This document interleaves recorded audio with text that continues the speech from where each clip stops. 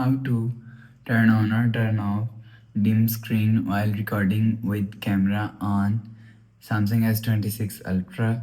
Let's start the video. First of all, go to app library.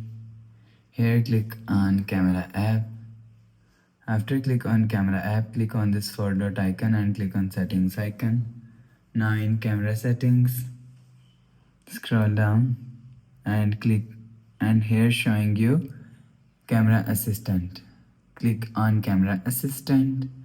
After click on camera assistant, so you will see dim screen while recording is here. If you want to turn off dim screen while recording, so click on dim screen while recording, and you will see here showing you after 1 minute, 2 minute, 5 minute, 10 minutes and off. If you want to turn off, so click on off.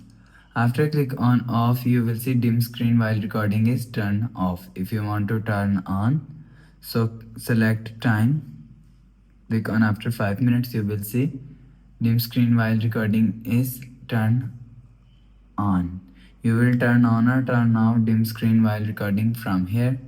After the process, go back to home screen. So that's how you can turn on or turn off dim screen while recording with camera on Samsung S26 Ultra. If you like the video, please subscribe. Thanks for watching.